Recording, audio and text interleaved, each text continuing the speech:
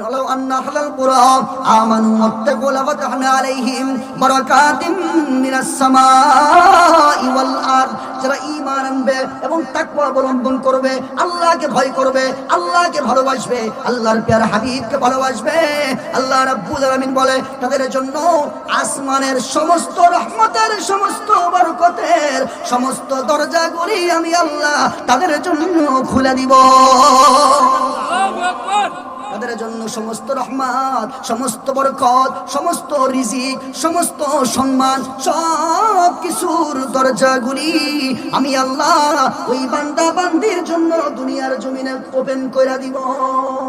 আল্লাহু ওয়ালিয়ুল্লাযীনা আমানু, যারা ঈমান আনবে, আল্লাহ তাদেরকে ভালোবাসবে।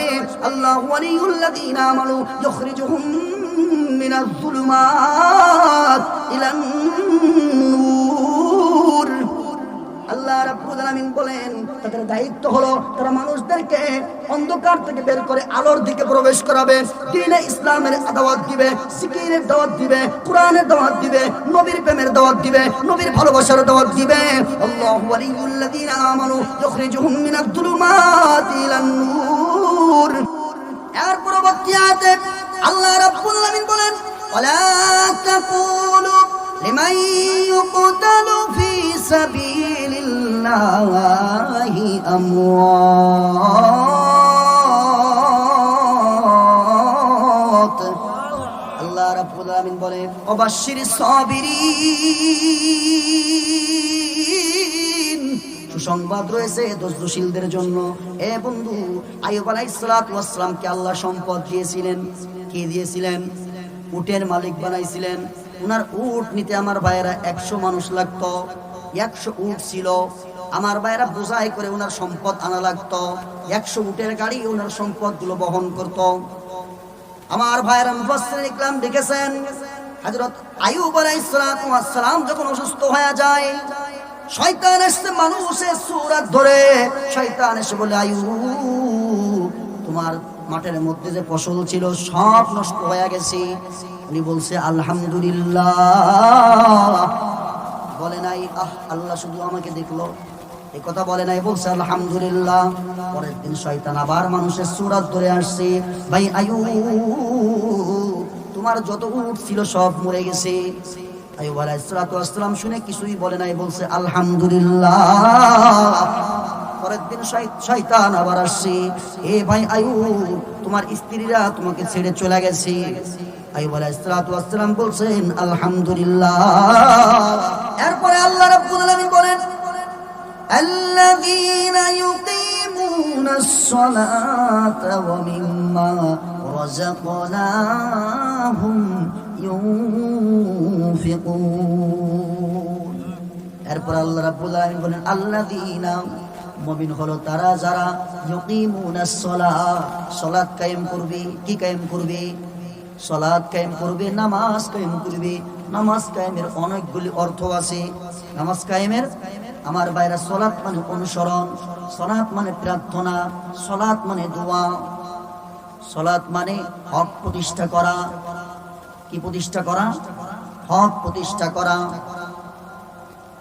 এরপরে আল্লাহ রাব্বুল আলামিন বলেন ইউকিমুনাস সালাত, সালাত কায়েম করবে, ওমিম্মা রাযাকনাহুম ইউনফিকুন।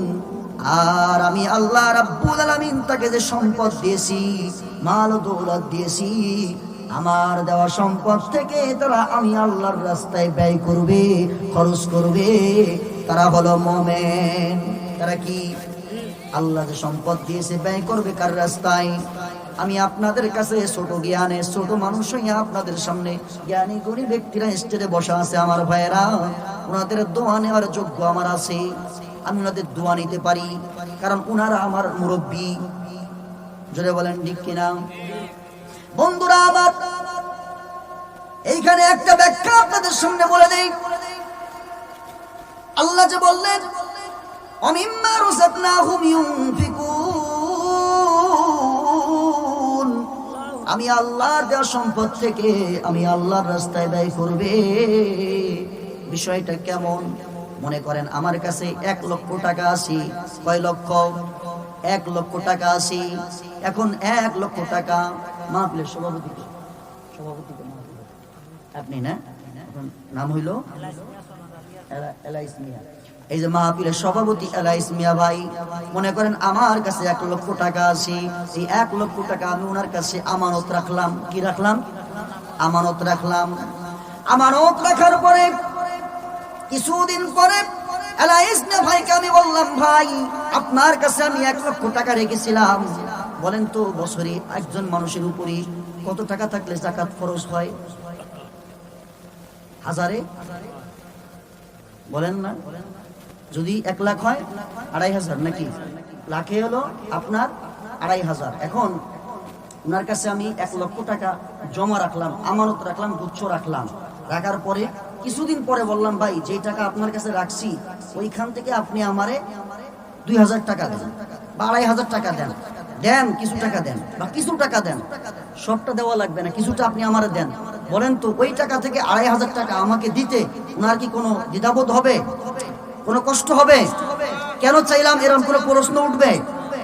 টাকা তো আমার, ওনার কাছে আমি আমানত রেখেছি, আমি আমার প্রয়োজনের জন্য বা আমি যে কোনো কারণে কোনো প্রয়োজন ছাড়া আমি আমার জন্য চেয়েছি, অথবা আমার পরিবারের জন্য চেয়েছি, অথবা কোনো কারণে অন্য কারোর জন্য কোনো বান্দার জন্য চেয়েছি 2,500 টাকা ওনার দিতে যেমন কোনো কষ্ট আছে, কেন নাই?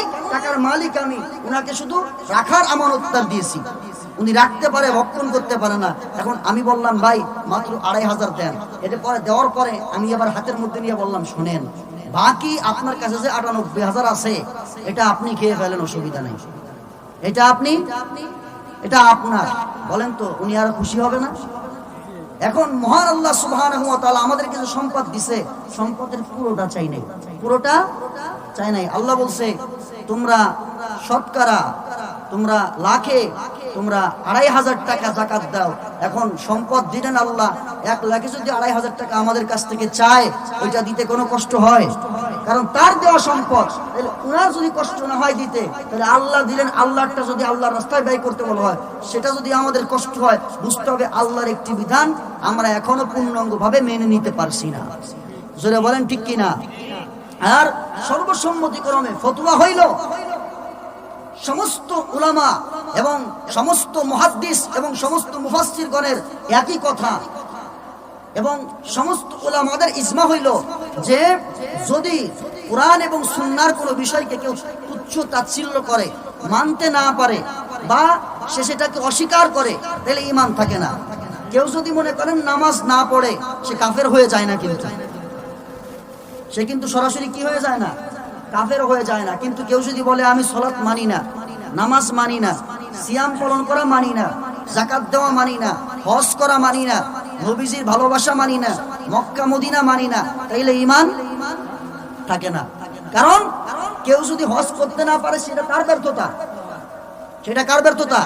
তার ব্যর্থতা। কেউ যদি বাইতুল্লাহ তওয়াফ করতে না পারে সম্পদ থাকার পরও, সেটা তার ব্যর্থতা। কেউ যদি সালাত ঠিকমতো আদায় না করে সেটা তার ব্যর্থতা। কেউ যদি সিয়াম ঠিকমতো পালন না করে তার ব্যর্থতা। কিন্তু কেউ যদি বলে আমি সালাত মানি না, যাকাত মানি না, হজ মানি না, তাওয়াফ মানি না, তাহলে সে ঈমানদার থাকে না। কি থাকে না? সরাসরি কাফের হয়ে যায়। তাকে নতুন করে ঈমান আনতে হবে।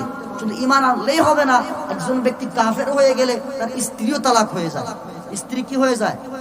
নামাজ ছেড়ে দিলে স্ত্রী তালাক হয়ে যায় না, সিয়াম ছেড়ে দিলে স্ত্রী তালাক হয়ে যায় না, হজ তরক হয়ে গেলে স্ত্রী তালাক হয়ে যায় না। কিন্তু কেউ যদি শরীয়তের কোনো বিধানকে, কোরআন সুন্নাহর কোনো বিধানকে, কোনো শরীয়তের কোনো হুকুমকে যদি অমান্য করে, তাইলে তার ঈমান চলে যায়। শুধু ঈমান চলে যায়, তওবা করলে হয় না, নতুন করে ঈমান আনতে হয়।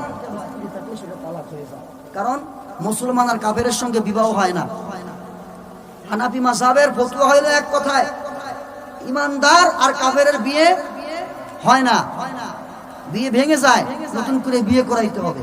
আমার ভাইরা, সুতরাং কিছু বিষয় আছে ঈমান নষ্ট হয়ে যায়, কুফরি করা। একজন মনে করেন দাড়ি রাখতে পারে না, এটা তার ব্যর্থতা, কিন্তু সে কাফের হয়ে যায় না। কি হয়ে যায় না? কাফের হয়ে যায় না। কিন্তু কেউ যদি বলে নবীর সুন্নাত দাড়িকে আমি মানি না, কেউ যদি বলে দাড়ি মানি না, তাহলে কি মুসলিম থাকে? কারণ নবী সাল্লাল্লাহু আলাইহি ওয়াসাল্লাম বলছে হাদিসের মধ্যে, সরাসরি হাদিস, এই হাদিস একদম সহি। নবী বলছে যে তোমরা গোপ খাটো করো, দাড়িকে লম্বা করো।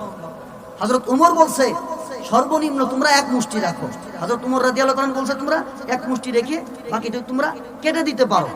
আর নবীজি বলছে তোমরা দাড়ি লম্বা করো, কাটার কথা নবীজি কোথাও বলে নাই। আর মোজ খাটো করো, এই ভাই ঠিক আছে না?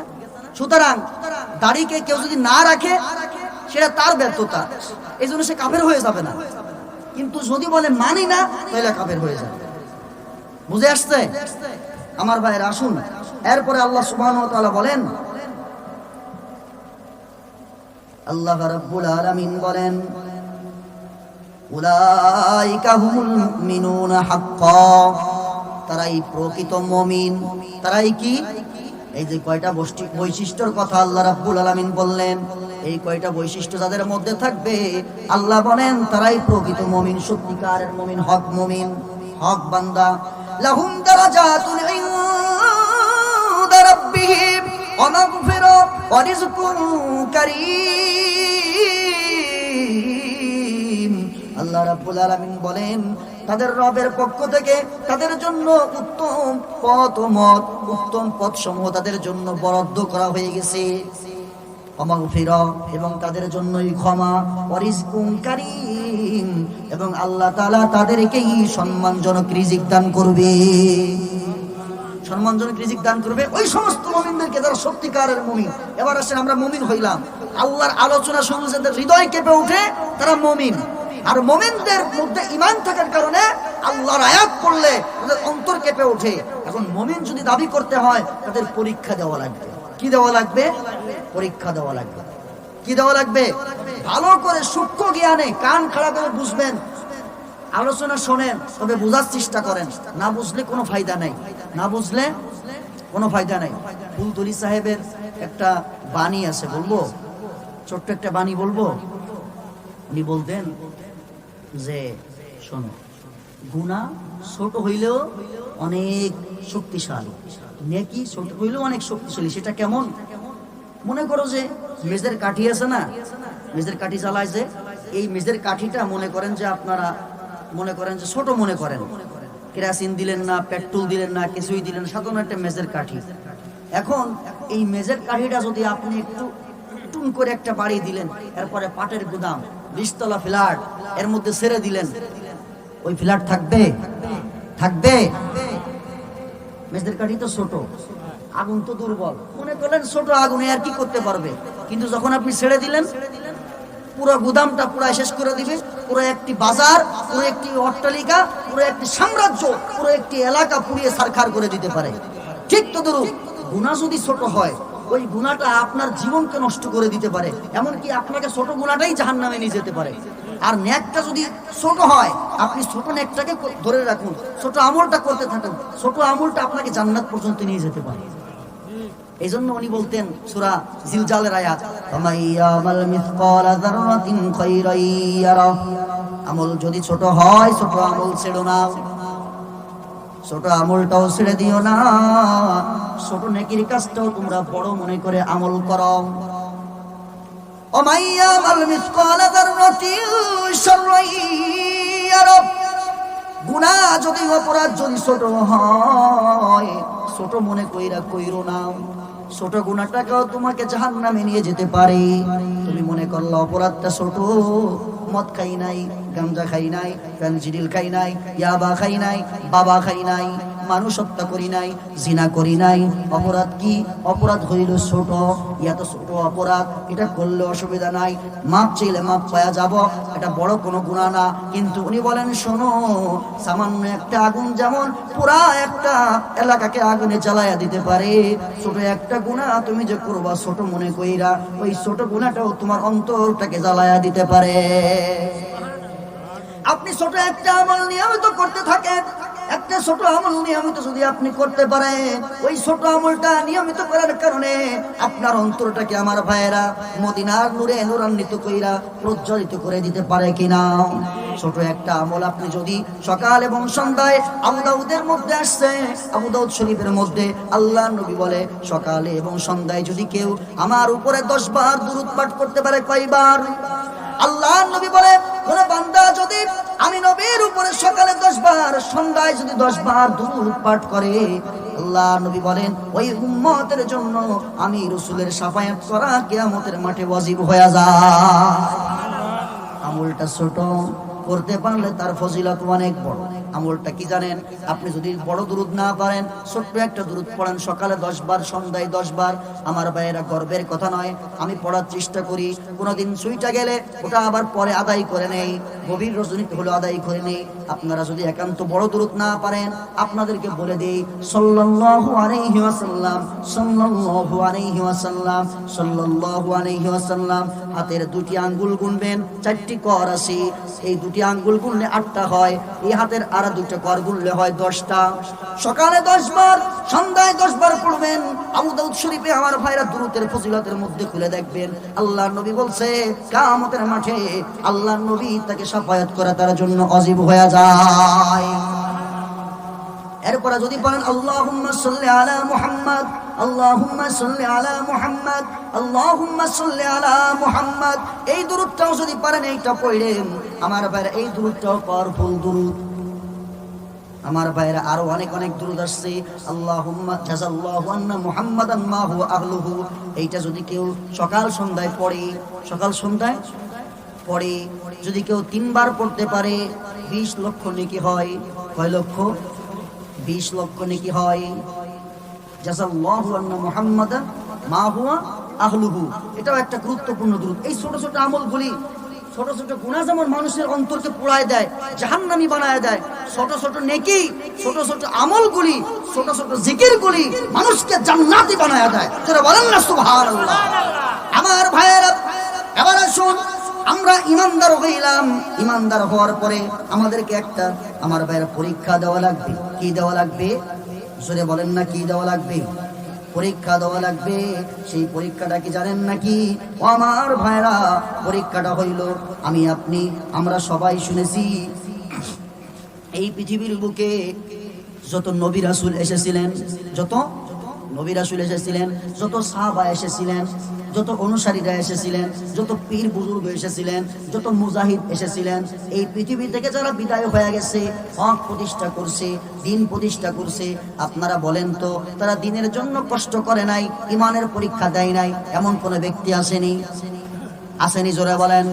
ইসলামের কথা বললে, ইসলামের উপরে ইস্তেকামত থাকলে, অটল থাকলে, ওই ব্যক্তির উপরে হামলা আসবে না, ওই ব্যক্তির উপরে মামলা আসবে না, ওই ব্যক্তির উপরে বাধা আসবে না, এমন কোন ব্যক্তি পৃথিবীতে খুঁজে পাওয়া যায় না। আমার ভাইরা, আমার নবী 63 বছর এই পৃথিবীর জমিনে জিন্দেগিতে হায়াত পেয়েছিলেন। আমার বন্ধুরা, আমার নবীর চরিত্র এই পৃথিবীর সমস্ত মানুষের চাইতে শ্রেষ্ঠ। আমার নবীর জীবনীতে একটা মিথ্যা কথা নাই। আমার নবীর 63 বছর হায়াতের মধ্যে আমার ভাইরা একটা চুরির কলঙ্ক নাই। আমার নবীর 63 বছর হায়াতের মধ্যে কোনো মানুষকে আমার ভাইরা কষ্ট দিয়েছে কোনো প্রমাণ কেউ দেখাইতে পারবেন না। আমার নবী কাউকে চোখ গরম করছে কেউ দেখাইতে পারবেন না। ওই নবী পৃথিবীর কোন মানুষকে অন্যায়ভাবে হত্যা করছে দেখাইতে পারবে না।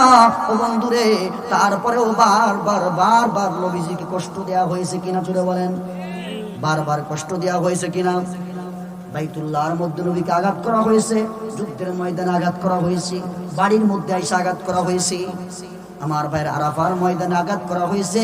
আমার ভাইয়েরা, মদিনার বুকে আঘাত করা হয়েছে। মক্কা ছেড়ে আমার ভাইয়েরা হিজরত করা লাগছে। কেন করণ লাগছে? কোনো অপরাধ নাই, শুধু দিন প্রতিষ্ঠা করতে চাইছে, ইসলাম প্রচার করতে চাইছে। আমার ভাইয়েরা, আল্লাহর ইসলামকে, দ্বীন ইলাহিকে পৃথিবীর জমিনে প্রতিষ্ঠা করতে চাইছে। জোরে বলেন ঠিক কিনা? ঈমানের দাওয়াত, ইসলামের দাওয়াত, কুরআনের দাওয়াত, আল্লাহর আলোচনাকে, আল্লাহর জিকিরকে, আল্লাহর জিকিরকে, আল্লাহর অনুসরণকে পৃথিবীর বুকে ছড়াইয়া দিতে চাইছে। আল্লাহর জিকির মানুষের কলবের মধ্যে ঢুকাই দিতে চাইছে। এই জন্যই নবীর বিরুদ্ধে ষড়যন্ত্র শুরু হয়ে গেছে। আমার ভাইরা, সেই আল্লাহ রাব্বুল আলামিন কুরআনুল কারীমের মধ্যে সূরাতুল বাকারা 2 নম্বর পারা 2 নম্বর পৃষ্ঠা 153 নম্বর আয়াত থেকে কত সুন্দর করে চমৎকার করে আল্লাহ রাব্বুল আলামিন বলে, শোনো শোনো, ইয়া আইয়ুহাল্লাযীনা আমানু। আল্লাহ রাব্বুল আলামিন প্রথমে বলেন ফাযকুরুনি ফাযকুরুনি, তোমরা আমাকে স্মরণ করো, আযকুরুকুম, আমিও তোমাদেরকে স্মরণ করব, আমিও তোমাদেরকে, ফাযকুরুনি, তোমরা আমার জিকির করো, আমার আলোচনা করো, আযকুরুকুম, আমি আল্লাহ তোমাদের আলোচনা করব, তোমাদেরকে স্মরণ করব। এবার বুঝে থাকলে বলুন তো, আমরা আল্লাহর স্মরণ করব আর আল্লাহ আমাদের স্মরণ করবে, বিষয়টা কেমন হলো? একটু বোঝার বিষয়, একটু জ্ঞান দিয়ে বুঝেন বাজান। আল্লাহ বললেন তোমরা আমাকে স্মরণ করো, আমিও তোমাদেরকে স্মরণ করব, তোমরা আমার জিকির করো, আমিও তোমাদের জিকির করব, তোমরা আমার অনুসরণ করো, আমার আলোচনা করো, আমি আল্লাহ তোমাদের আলোচনা করব। এই কথার ব্যাখ্যা হইল, আমি আপনি যদি আল্লাহ আল্লাহ আল্লাহ আল্লাহ জিকির করি, আল্লাহর অনুসরণ করি, আয় আয় আয় আয়, এই পৃথিবীর বুকে আল্লাহ ছাড়া কেউ বাঁচানোর নাই। আসমান আল্লাহ সৃষ্টি করছে, জমিন আল্লাহ সৃষ্টি করছে, পাহাড় আল্লাহ সৃষ্টি করছে, পর্বত আল্লাহ সৃষ্টি করছে, সাগর আল্লাহ সৃষ্টি করছে, মাখলুক আল্লাহ সৃষ্টি করছে, সাত আসমান আল্লাহ সৃষ্টি করছে, লৌহে কলম আল্লাহ সৃষ্টি করছে, সিদরাতুল মুনতাহা আল্লাহ সৃষ্টি করছে, আরশে আজিম আল্লাহ সৃষ্টি করছে, জান্নাত আল্লাহ সৃষ্টি করছে, জাহান্নাম আল্লাহ সৃষ্টি করছে। মহান আল্লাহ, মহান আল্লাহ, মহান, সুবহান তিনি রব্বান।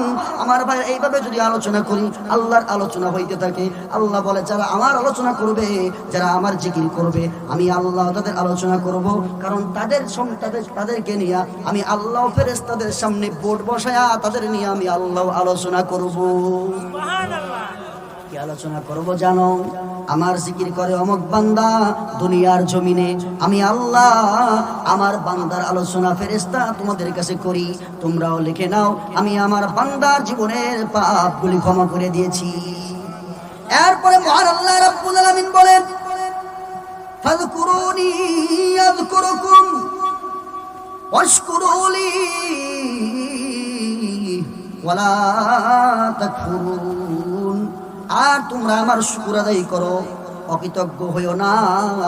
কি হইও না? ওয়াশকুরুলি, আমার শুকর করো, ওয়ালা তাকফুরুন, নেমুখারামি কইরো না, অকৃতজ্ঞতা করো না, নাফরমানি করো না। শুকর আদায় করতে বলছে। কি আদায় করতে বলছে? শুকর আদায় করতে বলছে।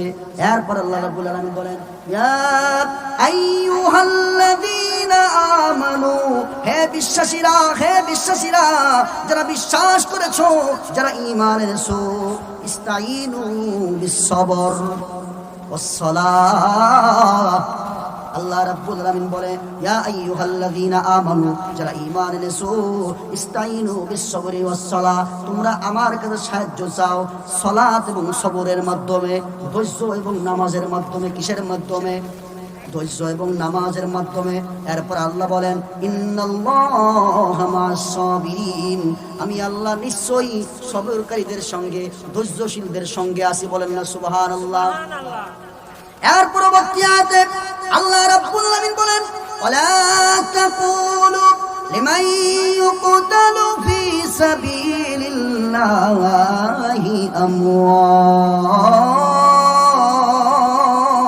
আমওয়াত। আল্লাহ রাব্বুল আলামিন বলেন, ওয়ালা তাকুলু লিমান ইউকতাল ফি সাবিলিল্লাহ, যারা আমি আল্লাহর রাস্তায় নিহত হয়েছে, আমওয়াত। আল্লাহ বলেন, ওয়ালা তাকুলু লিমান ইয়াকতালু ফি সাবিলিল্লাহি আমওয়াত, তোমরা তাদেরকে মৃত বলো না, বাল আহইয়া, বরং তারা জীবিত। বরং তারা কি? ওয়ালাকিল্লা তাশউরুন, কিন্তু অধিকাংশ মানুষই তা জানে না, অধিকাংশ মানুষই তা বুঝে না। তারা যে মৃত নয়, তারা যে জীবিত, অনেকেই সেটা বুঝে না, অনেকে সেটা জানে না, উপলব্ধি করতে পারে না। এরপরে আল্লাহ রাব্বুল আলামিন বলেন, ওয়ালানাবলুওয়ান্নাকুম বিশাইইম মিনাল খাউফি ওয়াল জু'i ওয়া নাকসিম মিনাল আমওয়াল ওয়াল আনফুসি ওয়াত থামারাত ওয়া বাশশিরিস সাবিরিন। আল্লাহ রাব্বুল আলামিন বলেন, ওয়ালানাবলুওয়ান্নাকুম বিশাইইম মিনাল খাউফ। এবার আসেন মূল আলোচনায় চলে আসলাম। আমি আপনাদের সামনে প্রথম বলেছিলাম মুমিন কারা, মুমিনদের পরিচয়, মুমিন কারা জেনেছি। মুমিন দাবি করতে হলে আমাদেরকে আরেকটা কাজ করা লাগবে, আরেকটা কাজ আমাদের সামনে চলে আসবে। পৃথিবীর জমিনে কোনো নবী দেখাতে পারবেন না, কোনো পয়গম্বর দেখাতে পারবেন না, কোনো সাহাবা দেখাতে পারবেন না, কোনো বুজুর্গ দেখাতে পারবেন না, আমার বাইরে কোনো মুজাহিদ দেখাতে পারবেন না। যারা মুমিন হয়েছে কোনো মানুষ দেখাতে পারবেন না। ইমানদার দাবি করছে অথচ ইমানের পরীক্ষা দেয় নাই এমন কোনো ব্যক্তি নাই, আছে নাকি? নবীরা তো পরীক্ষা দিয়েছেনি, সাহাবারাও দিয়েছে, শুধু ওনাদের কথা বাদ দিলাম, বুজুর্গানে দিন যারা ছিলেন ওনারাও কি পরীক্ষা দেন নাই? আমার ভাইয়েরা, আল্লাহ রাব্বুল আলামিন নিজে বলতেছে ওয়ালানাবলুওয়ান্নাকুম বিশাইইম মিনাল খাউফ। আল্লাহ রাব্বুল আলামিন বলেন এক নম্বরে তোমাদেরকে ভয় দিয়ে পরীক্ষা নেওয়া হবে। কি দিয়ে? ভয় দিয়ে পরীক্ষা নেওয়া হবে। সেই ভয়টা কি হতে পারে? বাজান রে আমার, আপনাকে মেরে ফেলার হুমকি দেওয়া হতে পারে, আপনার সন্তানকে মেরে ফেলার হুমকি দেওয়া হতে পারে, আপনার ছেলেকে মেরে ফেলার হুমকি দেওয়া হতে পারে, আপনার মেয়েকে মেরে ফেলার হুমকি দেওয়া হতে পারে। আপনাকে বলা হতে পারে রাসূলের সুন্নাহ মাথায় দিও না, রাসূলের সুন্নাহ মুখের মধ্যে রেখো না, রাসূলের সুন্নাহ গায়ের মধ্যে উঠাও না, তুমি রাসূলের সুন্নাহর কথা বলো না, তাইলে কিন্তু তোমাকে আমরা সমাজে থাকতে দিব না। তুমি হক প্রতিষ্ঠা করার হক বইলো না, সুন্নাহ বইলো না, আশিকে রাসূল বইলো না। আশিকে রাসূল বললে আমরা তোমাকে পিটিয়ে সাইজ করব, মামলা দিব, হামলা করব, ধমকি দেব, আছে না নাই? তার মানে বুঝে গেল ঈমানের উপরে অটল থাকতে গেলে, হকের পথে অটল থাকতে গেলে বন্ধু আমাদের উপরে চাপ আসতে পারে, আমাদেরকে ভয় দেওয়া হতে পারে। এটা আমি বলছি না, কে বলছে? আল্লাহ বলছে। এরপর আল্লাহ বলেন ওয়াল জু, তোমাদেরকে 2 নম্বরে পরীক্ষা দেওয়া হবে ক্ষুধা দিয়ে। কি দিয়ে? ক্ষুধা দিয়ে, মানে তোমাদের ক্ষুধা দিয়ে পরীক্ষা দেওয়া হবে। কোন ওয়াক্ত খাবার পাইবা, কোন বেলা না খেয়ে থাকতে হবে। তবে বুঝতে হবে, শোনো, যে আল্লাহ তোমাকে খাবার দিতে পারে। আল্লাহ বলে আমি বান্দার কাছ থেকে রিজিক চাই না, বরং আমি আল্লাহ রিজিক দিয়ে থাকি। আল্লাহ রাব্বুল আলামিন সূরাতুল হুদের মধ্যে 12 নম্বর পারার 1 নম্বর পৃষ্ঠা প্রথম লাইনের মধ্যে বলেন ওয়ামা মিন দাব্বাতিন ফিল আরদি ইল্লা আলাল্লাহি রিজকুহা। আল্লাহ রাব্বুল আলামিন বলেন পৃথিবীর সমস্ত মাখলুককে, সমস্ত প্রাণীকে যিনি রিজিক দেয় তিনি কে? এমন কোন মাখলুক নাই, এমন কোন প্রাণী নাই যে আল্লাহ তার রিজিকের ব্যবস্থা করে রাখেন নাই।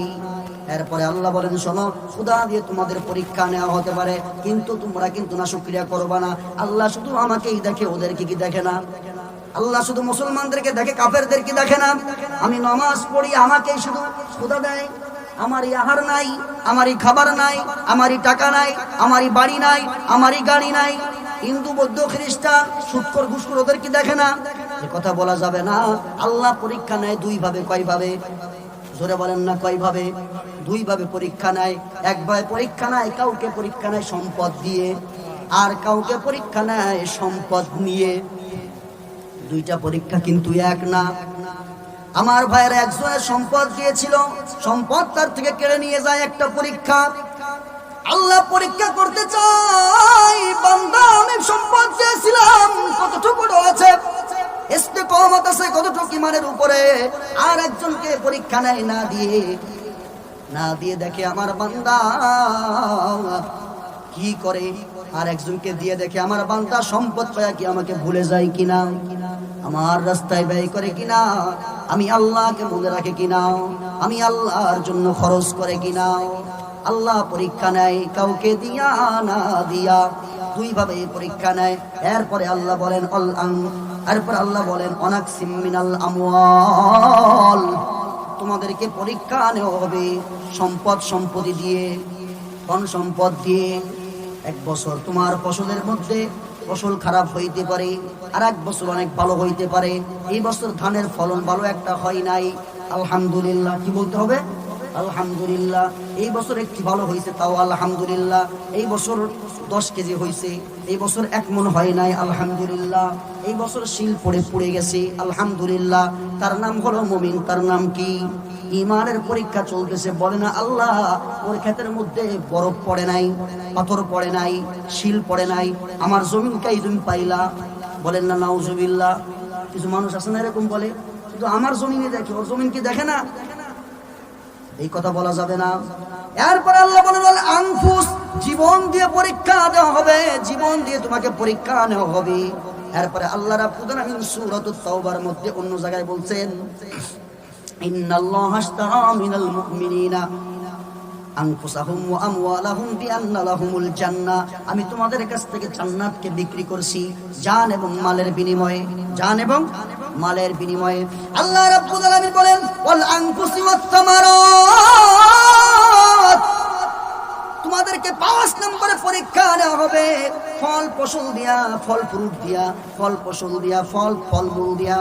আমার ভাইরা, ফলমূল ফলন একবার ভালো হইতে পারে, নাও হইতে পারে, এটা দিয়েও তোমাদেরকে পরীক্ষা নেওয়া হবে। এরপর আল্লাহ রাব্বুল আলামিন বলে অবাশশিরিস সাবিরিন,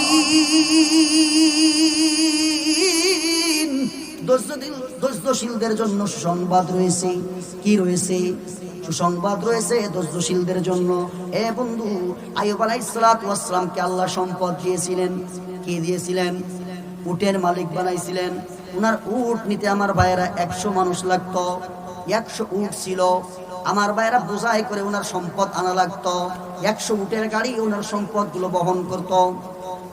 আমার ভাইয়েরা মুফাসসিরিন ইকরাম দেখেছেন হযরত আইয়ুব আলাইহিস সালাতু ওয়াস সালাম যখন অসুস্থ হয়ে যায়, শয়তান এসে মানুষের সূরত ধরে, শয়তান এসে বলে আইয়ুব তোমার মাঠের মধ্যে যে ফসল ছিল সব নষ্ট হয়ে গেছে। উনি বলছে আলহামদুলিল্লাহ, বলে নাই আল্লাহ শুধু আমাকে দেখলো, এই কথা বলে নাই, বলছে আলহামদুলিল্লাহ। পরের দিন শয়তান আবার মানুষের সূরত ধরে আসছে, ভাই আইয়ুব তোমার যত উট ছিল সব মরে গেছে। আইয়ুব আলাইহিস সালাতু ওয়াস সালাম শুনে কিছুই বলে নাই, বলছে আলহামদুলিল্লাহ। পরের দিন শয়তান আবার আসছে, এ ভাই আইয়ুব তোমার স্ত্রীরা তোমাকে ছেড়ে চলে গেছে। আইয়ুব আলাইহিস সালাতু ওয়াস সালাম বলছেন আলহামদুলিল্লাহ। সালাম একবারও বলেন নাই কে তুমি, কি জন্য এসেছো, এই মানিগুলি আমাকে শোনাচ্ছ। আমার সম্পদ পড়ে গেছে, আমার পশু মইরা গেছে, স্ত্রীরা আমাকে ছাইড়া চলে গেছে, কোনো দুঃখ নাই, সর্বহালতে সর্ব অবস্থায় আলহামদুলিল্লাহ। যিনি আমাকে সম্পদ দিয়েছিল তিনি নিয়ে গেছে, কোনো কষ্ট নাই, কোনো দুঃখ নাই। আমার ভাইয়েরা, আইয়ুব আলাইহিস সালাতু ওয়াস সালামকে পোকা ধরেছে, পছন্দ ধরে গেছে। আমার ভাইয়েরা জিহ্বার মধ্যে, আমার ভাইয়েরা পোকায় কামড়িয়ে কামড়িয়ে খায়। আইয়ুব আলাইহিস সালাতু ওয়াস সালাম কিছুই বলে না, আইয়ুব আলাইহিস সালাতু ওয়াস সালাম কিছুই বলে না। আমার ভাইয়েরা, জিবরিল আমিন মাঝে মধ্যে আসে, ভাই আইয়ুব কেমন আছেন? আসসালামু আলাইকুম ইয়া আইয়ুব, হে আইয়ুব, ইয়া আখি, হে আমার ভাই, আপনি কেমন আছেন? আপনি কেমন আছেন? আইয়ুব আলাইহিস সালাতু ওয়াস সালাম বলে আলহামদুলিল্লাহ, ভালো আছি। একবার, দুইবার, তিনবার। একবার আইয়ুব আলাইহিস সালাতু ওয়াস সালামের কাছে জিবরিল আসছে। কে আসছে? জিবরিল আসছে, সালাম দিয়েছে। আইয়ুব আলাইহিস সালাতু ওয়াস সালাম সালামের উত্তর দেয় না। আবার সালাম দিয়ে সালামের উত্তর দেয় না। দ্বিতীয়বারে সালাম দিয়েছে, সালামের উত্তর দিলেন। জিবরিল আমিন ডাক দিয়ে বলে আইয়ুব তোমাকে অনেক পরীক্ষা নেওয়া হয়ে গেছে। ওগো আইয়ুব, তুমি মনে হয় শেষ পর্যন্ত পরীক্ষায় ফেল করলা, ঈমানের পরীক্ষায় তুমি উত্তীর্ণ হতে পারলা না। কেন আমি উত্তীর্ণ হতে পারলাম না? তোমার সম্পদ পড়ে গেছে। তোমাকে ইবলিস ঘোষণা দিয়েছে, যেই লোকটা তোমার কাছে বারবার তোমার কাছে তোমার দরবারে আসে, ও পৃথিবীর কোনো মানুষ না, ওই হইল শয়তান, ইবলিস। কে জোরে বলেন? ইবলিস তোমার কাছে আসি তোমাকে ঈমানের পরীক্ষায় ফেল করে দেওয়ার জন্য, তোমাকে ঠগাইয়া দেওয়ার জন্য। কিন্তু আল্লাহ রাব্বুল আলামিন তোমার মধ্যে যে ঈমান দিয়েছেন, তোমার ঈমানের পাওয়ার এতটা বেশি, তোমার সম্পদ পড়ে গেছে আলহামদুলিল্লাহ, স্ত্রীরা চলে গেছে আলহামদুলিল্লাহ, পশু মইরা গেছে আলহামদুলিল্লাহ। ওগো ভাই আইয়ুব, তোমার জিহ্বার মধ্যে পশম ধরে গেছে, পোকায় খাইতেছে, তোমার শরীরের মধ্যে পোকা ধরে গেছে, তাও তুমি আলহামদুলিল্লাহ বলছো। কিন্তু শেষবারের মতো তুমি যখন না শুকরিয়া করলা, তোমাকে আমি সালাম দিলাম, তুমি প্রথমবার উত্তর দিলা না, দ্বিতীয়বার সালাম দিলাম, উত্তর দিলা না, তৃতীয়বারে তুমি সালামের উত্তর দিলা, লেট কেন করলা? তুমি নবী মানুষ হয়ে যদি সালাম দিতে দেরি করো, উম্মতের অবস্থা কি হবে? উম্মতের অবস্থা কি হবে? আমাদের সমাজে দেখবেন কিছু মানুষ আছে, সালাম তো দিতেই চায় না, বরং সালাম দিলে উত্তরও দিতে চায় না।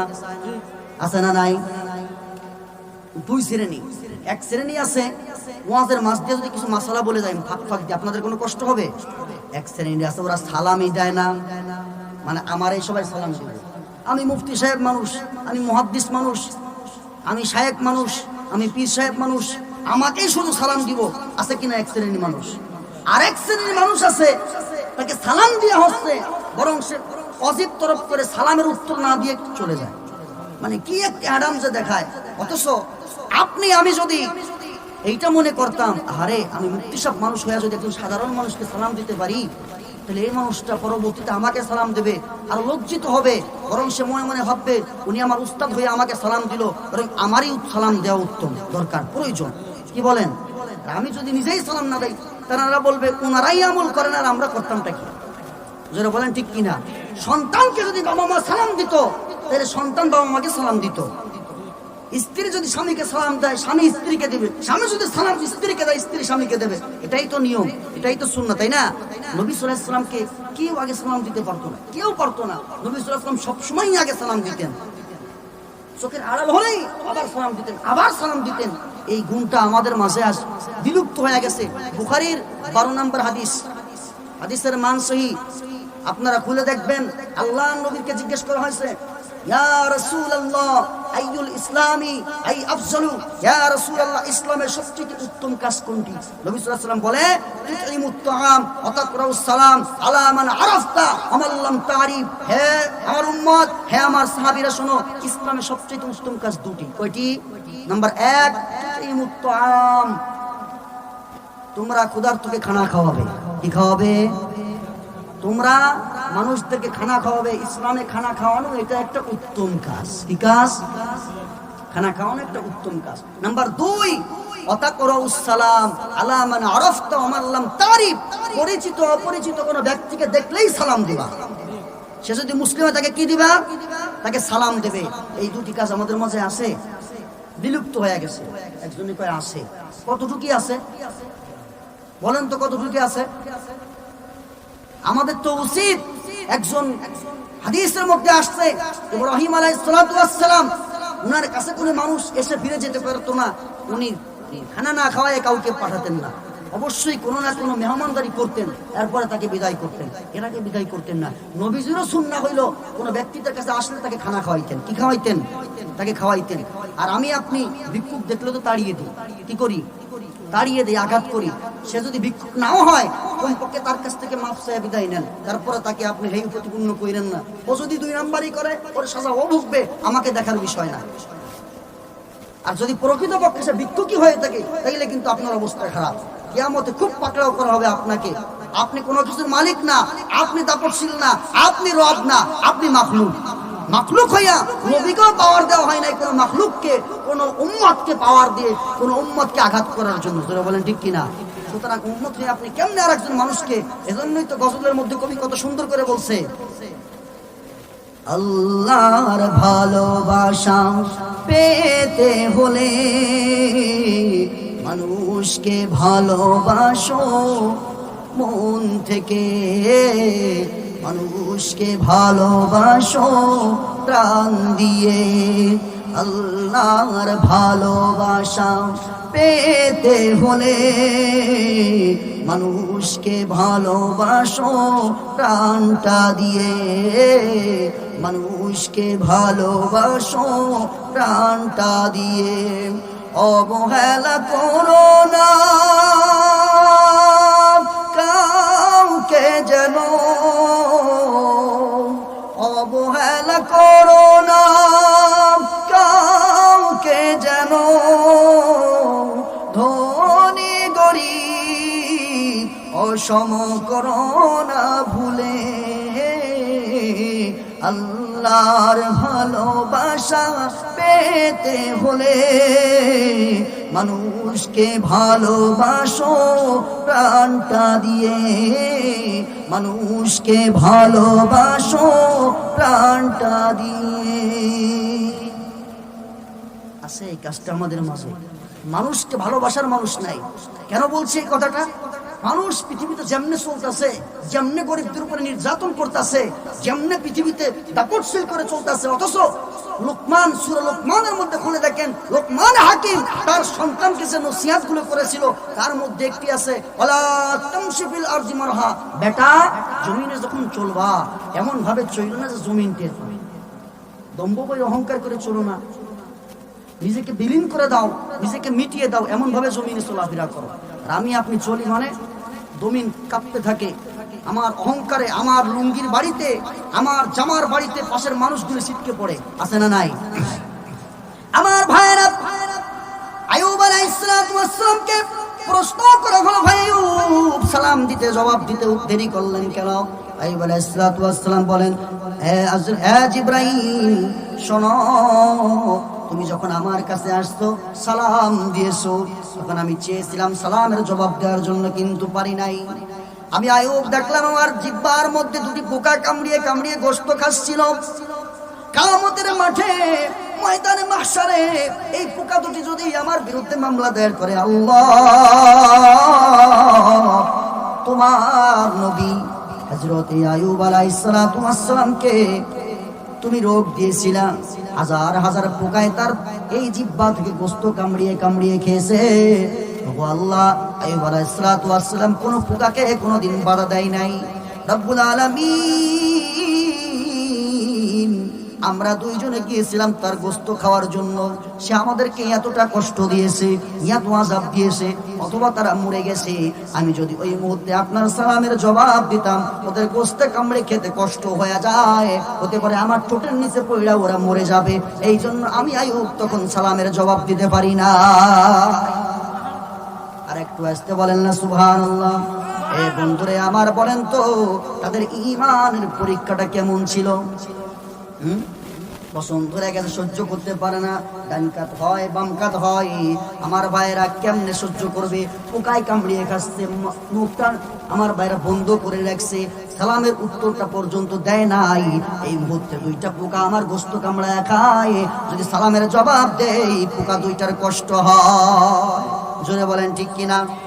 এরপর আল্লাহ রাব্বুল আলামিন বলেন, الذين إذا أصابتهم مصيبة قالوا إنا لله وإنا إليه راجعون। আল্লাহ রাব্বুল আলামিন বলে, যখন কোন মানুষের উপরে কোনো বিপদ আসে, কি আসে? ক্বালু, তারা বলে, ইন্না লিল্লাহি ওয়া ইন্না ইলাইহি রাজিউন, নিশ্চয় আমরা আল্লাহর জন্য এবং আমাদেরকে ফিরে যেতে হবে আল্লাহর কাছে। এরপরে আল্লাহ রাব্বুল আলামিন বলে, উলাইকা আলাইহিম সালাওয়াতুম মির রাব্বিহিম ওয়া রাহমা, ওই সমস্ত বান্দাদের জন্য যারা ধৈর্য ধারণ করে ইন্না লিল্লাহ পড়বে, আল্লাহ রাব্বুল আলামিন বলে শান্তি ও রহমত তাদের উপরে বর্ষিত হবে। উলাইকা হুমুল মুহতাদুন, আর তারাই হলো হিদায়াত প্রাপ্ত। তারা কি প্রাপ্ত? হিদায়াত প্রাপ্ত।